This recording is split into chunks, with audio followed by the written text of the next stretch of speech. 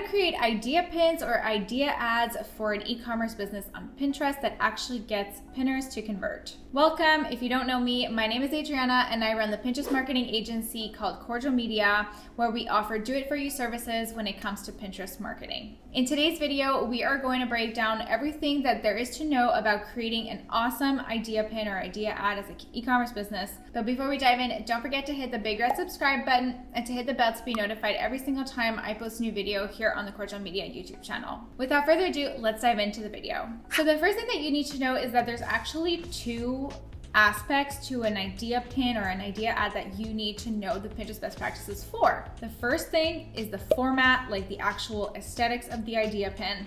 And the next thing is the actual idea or content that you're going to utilize to create this idea pin. So let's dive into the Pinterest best practices of the creative formatting that is best ideal for idea pins or idea ads. The first thing that you want to know is that it should be around 3 slides. Usually 3 slides is perfect for a pinner because it's not too long to scroll through. They have enough time to understand the gist of your product and what it can do for them without being too long and overwhelming and annoying. Something that we've noticed has helped significantly with conversions, and Pinterest has recommended this multiple times in the past before, is to actually include a video as part of your idea pin. You want it to be on one of the slides, but even ideally as the very first slide. You have to consider that idea pins are Pinterest's version of TikTok, married to Instagram stories, if you will. And so their feed when you're scrolling on your phone is the exact same format as TikTok. And so choosing to add a video as the first slide of your idea pin fits perfectly in line with what Pinterest is trying to do with their idea pin feed. We've noticed it's helped conversions overall, and it's even helped impressions and clicks and just engagement for accounts across the board. The next thing that you want to add as part of the Pinterest best practices for idea pins is actually text overlay introducing your idea on the very first slide.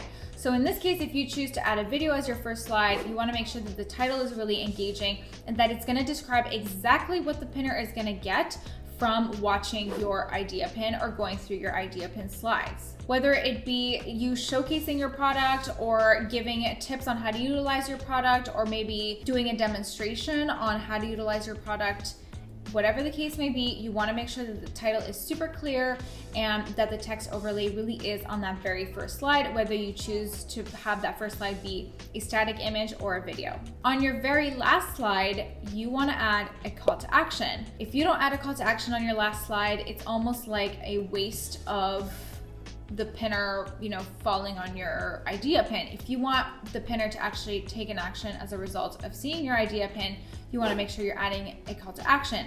Whether it is to save for later, or to visit your profile for more details, or to check out your other products on your store, you want to make sure you are utilizing the text overlay section in order to add a great call to action on your very last slide. The next Pinterest best practice is to utilize all of the features possible that are available to you if you can on the idea pin builder. So they give you the possibility to choose a voiceover, you can add stickers, you can add audio, you can add music. Whatever those features are, you want to make sure to utilize as many of them as possible while building your idea pin, because Pinterest likes it when you utilize all of their features and give your idea pins their best chances of performing through their builder. I've seen this really help idea pins gain quite a bit of impressions, and so it's definitely something to keep in mind when you build your idea pins. The last thing that is important to note for the format aspect of building an idea pin or an idea ad is to actually add keywords to your caption or pin description.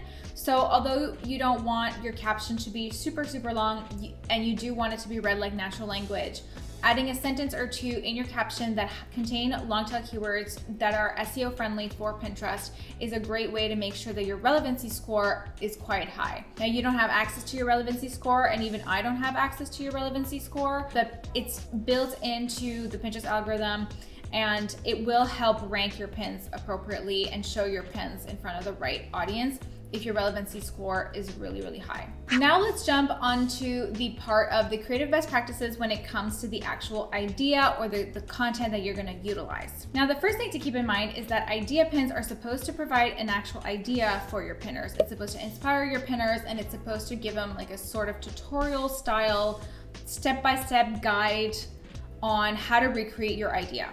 So that's the first thing to keep in mind, is that you want to have an idea that you're gonna then portray onto your idea pin. Now, as an e-commerce business, this means that you can utilize a how-to format, meaning you can showcase how to utilize your product. You can do something like how to style your product.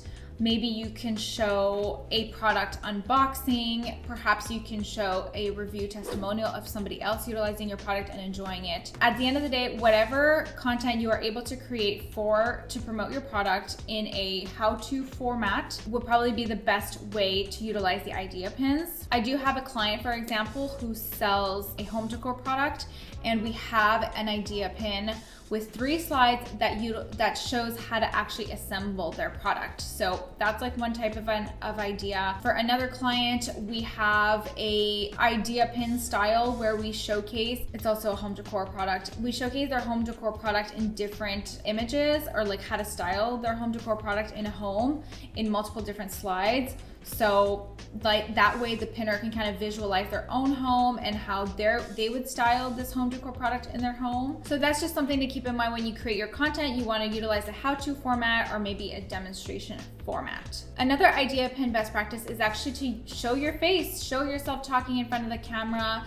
Pinners love that. The Pinterest algorithm loves that for the idea pins. And so if you are the business owner and you just want to showcase your product in video format, that's an awesome idea. Maybe you're utilizing, a testimonial or somebody else utilizing your product in order to show their face on the idea pin. That works too. Either way, showing your face or somebody's face is a great way to convert more pinners into buyers and to provide more engagement for your idea pins overall. If you're wondering how to create your own idea pins and you'd like an expert like myself to guide you, feel free to book my calendar. It'll be linked in the description box below. You and I just get on a call and we see if we're a good fit to work together. If you have a question, feel free to leave it in the comment box below as well. And on that note, I'm going to wish you a lovely rest of your day, and I will see you in the next video. Bye for now.